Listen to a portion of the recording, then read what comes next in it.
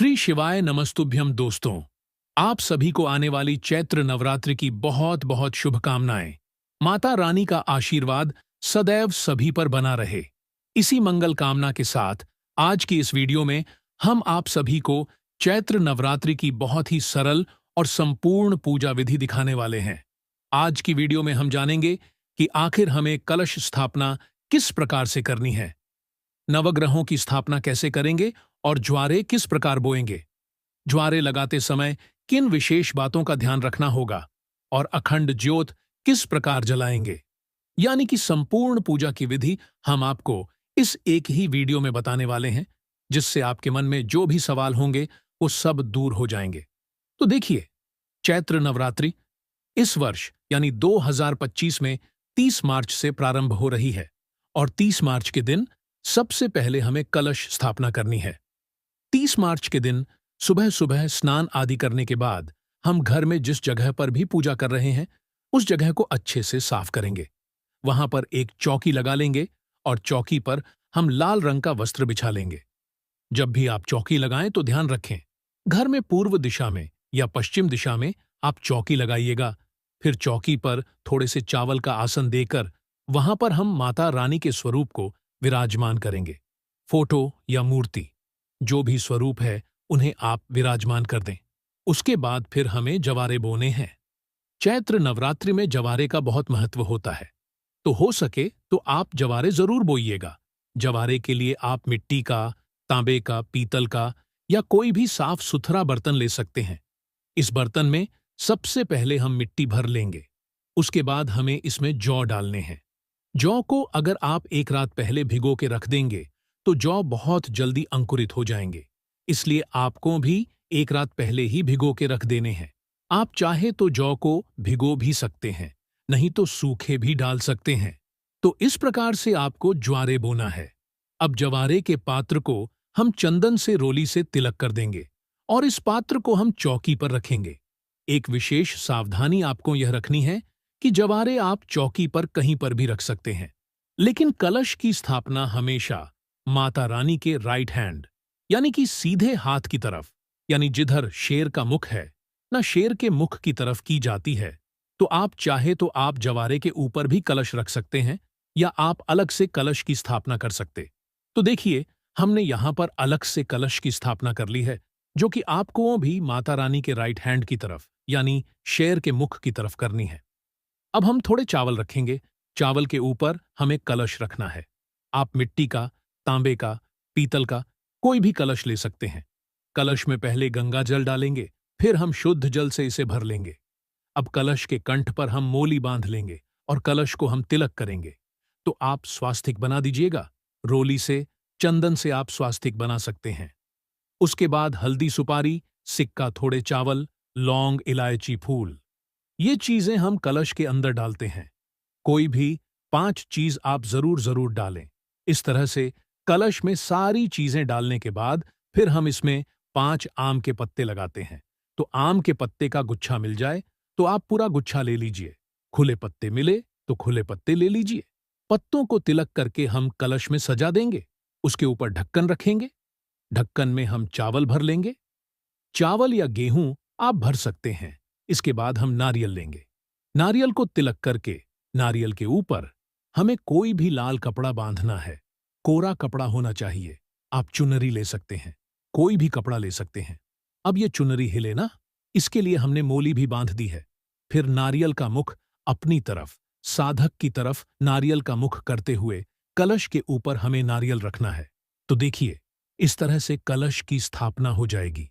अब हम थोड़े से चावल रखेंगे और यहां पर गणेश जी को विराजमान कर देंगे। इसके बाद देखिए, अगर आप नवग्रह की स्थापना करना चाहते हैं तो आप नवग्रह की भी स्थापना कर सकते हैं। तो नवग्रह की स्थापना करने के लिए क्या करेंगे, ध्यान से सुनिए। हमें 9 चावल की ढेरी लगानी है। छोटी छोटी सी चावल की 9 ढेरी लगा के इसके ऊपर हम 9 सुपारी रख देंगे। और अगर आपके यहां पे चूहे वगैरह की प्रॉब्लम है तो आप चावल की ढेरी नहीं लगाइएगा। फिर आप सिर्फ सुपारी रख के भी नवग्रह की स्थापना कर सकते हैं। तो यहां पर हमने नवग्रह की स्थापना कर ली है। आप चाहे तो आप षोडश मातृकाओं की स्थापना भी कर सकते हैं। जैसे आपने नवग्रह की स्थापना की है, ऐसे ही षोडश मातृकाओं की स्थापना होती है। वैसे माता रानी में सभी माताओं के स्वरूप हैं, तो माता रानी में ही हम सभी देवियों का पूजन कर लेते हैं। तो यहां पर हमने सिर्फ नवग्रह की स्थापना कर ली है। अब जल के छींटे लगाकर हम चौकी का शुद्धिकरण कर लेंगे। इसके बाद हमें पूजा शुरू करनी है। तो पहले हम घी का दीपक जलाएंगे। आप चाहे तो आप अखंड दीपक भी जला सकते हैं।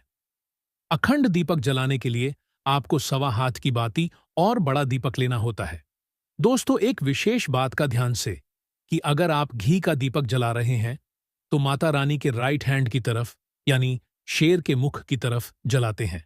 और अगर आप तेल का दीपक जला रहे हैं, तिल के तेल का दीपक जलाते हैं, तो फिर आप माता रानी के लेफ्ट हैंड की तरफ, यानी शेर की पूंछ की तरफ आप दीपक जलाते हैं। और यदि आपको पूजन करते समय कुछ समझ न आए तो आप बीच में दीपक जला दीजिए। तो आप चाहे तो आप अखंड दीपक जला सकते हैं, नहीं तो आप सिंपल दीपक भी जला सकते हैं। तो हमने यहां पर सिंपल दीपक जलाया हुआ है। दीपक जलाने के बाद हाथ जोड़कर माता रानी के सामने संकल्प करेंगे, हे मां भगवती, आज से हम आपका व्रत पूजन कर रहे हैं। आप मेरी पूजा को स्वीकार करें, पूरे 9 दिन तक घर में वास करें और हम सब की मनोकामनाओं को पूर्ण करें। घर में सभी सदस्यों की मनोकामनाओं को पूर्ण करें। ऐसा संकल्प करने के बाद फिर हम क्या करेंगे, सभी को भाव रूप में जल के छींटे लगाकर स्नान करा देंगे। स्नान कराने के बाद फिर वस्त्र के रूप में हम कलावा समर्पित करेंगे। गणेश जी को कलावा समर्पित करेंगे। उसके बाद फिर हम गणेश जी को जनेऊ समर्पित कर देंगे। जनेऊ ना हो तो सिर्फ कलावा समर्पित कर सकते हैं। इसके साथ ही माता रानी को पहले हम कलावा समर्पित करेंगे। उसके बाद माता रानी को हम लाल रंग की चुनरी समर्पित करेंगे। नई चुनरी हमें माता रानी को ओढ़ानी है। पहले नवरात्रि के दिन ही हम चुनरी उड़ाते हैं और कलश पे हमने पहले ही मोली बांध दी थी। इसके बाद नवग्रह जो हैं उनको भी हम वस्त्र के रूप में कलावा समर्पित कर देंगे। तो कलावे के छोटे छोटे टुकड़े करके हम वस्त्र के रूप में नवग्रह को कलावा समर्पित करेंगे। इसके साथ ही जो जवारे हैं, जवारे पर भी कलावा बांध देंगे। अब हम तिलक करेंगे। तो यहां पर सभी को हमें रोली से तिलक करना है। नवरात्रि के पूजन में रोली का महत्व होता है। रोली से आप सभी को तिलक कर दीजिएगा। और जो नवग्रह हैं, विशेष ध्यान दीजिएगा, नवग्रह की सुपारी हिलनी नहीं चाहिए। तो देखिए, जब तिलक करेंगे या तो आप सूखी रोली समर्पित कर दीजिए, थोड़ी सी रोली अपनी चुटकी में लेके, और सूखी रोली नवग्रह को आप समर्पित कर दीजिएगा। या फिर आप चाहे तो आप रोली से छींटे भी लगा सकते हैं। तो इस तरह से नवग्रह को हम तिलक करते हैं। फिर हम फूल समर्पित कर देंगे। तो देखिए, वैसे तो लाल रंग के फूल माता रानी को बहुत प्रिय होते हैं। लाल फूल मिल जाए बहुत अच्छी बात है, नहीं तो जो भी फूल मिल जाए वो फूल आप समर्पित कर दीजिएगा। साथ ही हम माता रानी को श्रृंगार का सामान समर्पित करते हैं। तो देखिए, आप चाहे तो आप स्थापना के दिन श्रृंगार का सामान समर्पित कर दीजिए, नहीं तो पूरे 9 दिन के नवरात्रि में आप कभी भी माता रानी को श्रृंगार का सामान समर्पित कर सकते हैं। ये सब चीजें समर्पित करने के बाद हम भोग समर्पित करेंगे। तो भोग में सबसे पहले हम पान का भोग समर्पित करेंगे। उसके लिए मैंने यहां पर पान का पत्ता लिया है। पान के पत्ते पर लौंग, इलायची, पतासा और सुपारी रख के हम पान समर्पित कर देंगे। फिर हम पतासे का भोग समर्पित करेंगे। पतासे का भोग बहुत शुभ होता है, तो हो सके तो आप पतासे का भोग जरूर समर्पित करें। पताशा ना मिले तो मिश्री समर्पित कर सकते हैं। इसके साथ ही आप चाहे तो आप पंचमेवे का भोग समर्पित कर सकते हैं। आप चाहे तो आप कोई भी आर्थूफल ले सकते हैं। अर्थूफल का भोग समर्पित कर सकते हैं। भोग के साथ एक लोटा जल समर्पित करेंगे। और फिर देखिए, भोग समर्पित करने के बाद इस समय पर आप जो भी पाठ करना चाहते हैं वह पाठ कर सकते हैं। आप चाहे तो आप दुर्गा सप्तशती का पाठ कर सकते हैं। दुर्गा कवच आप पढ़ सकते हैं। जो भी पाठ आप करना चाहे, आप नवरात्रि की व्रत कथा सुनते हैं तो व्रत कथा सुन लीजिए। तो यहां इस समय पर आप पाठ कर सकते हैं। तो उसके बाद फिर हमें हवन करना होता है। तो देखिए, हवन करने के लिए हम गाय के गोबर से बने हुए उपले को जला लेते हैं। अग्नि में भोग समर्पित किया जाता है। सुबह के समय हमें ये हवन करना है। बस शाम को नहीं करना है। तो सुबह के समय गाय के गोबर से बने हुए उपले को हम जला लेंगे। इसमें हम सबसे पहले तो घी की आहुति समर्पित करेंगे ताकि अग्नि अच्छे से प्रज्वलित हो जाए। उसके बाद फिर हम लौंग का जोड़ा चढ़ाएंगे। 2 लौंग का एक जोड़ा होता है, तो 2 जोड़े चढ़ाए जाते हैं, तो 2 लौंग के जोड़े हम चढ़ा देंगे। उसके बाद एक जोधा और हम चढ़ा देंगे। घर में जितने सदस्य हैं सभी लौंग का जोधा जरूर जरूर चढ़ाएं। फिर जो भी भोग आपने चढ़ाया है, जैसे पताशा या मेवे जो चढ़ाए हैं, उनका भोग हम अग्नि में समर्पित करेंगे। इसके साथ ही जो पान आपने चढ़ाया है, पान का भी हम देखिए लौंग निकाल के पान का बीधा बना के लौंग उसमें डाल देंगे। बीधा बन जाएगा और यह भी हम हवन में समर्पित कर देंगे। इस तरह से हमें अग्नि में भोग समर्पित करना है, यानी छोटा सा हवन करना है। नवरात्रि में यह हवन बहुत महत्वपूर्ण है, तो सुबह के समय आप नवरात्रि में अग्नि में माता को भोग जरूर समर्पित कीजिएगा। इस तरह से छोटा सा हवन करके फिर हम हाथ में थोड़ा सा जल लेंगे और अग्नि के ऊपर से 2 बार वार देंगे। तो इस तरह से हमारा हवन जो है वह पूर्ण हो जाएगा। उसके बाद फिर हम धूप दीप दिखाएंगे, दक्षिणा समर्पित करेंगे।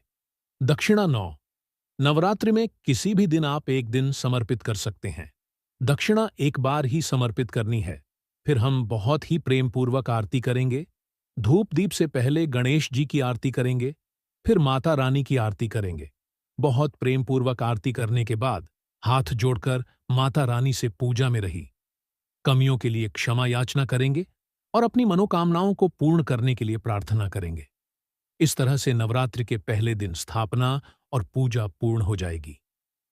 पूजा करने के बाद जो जल हमने लिया है, थोड़ा सा जल अपने हाथ में लेकर जवारों को सींच देंगे।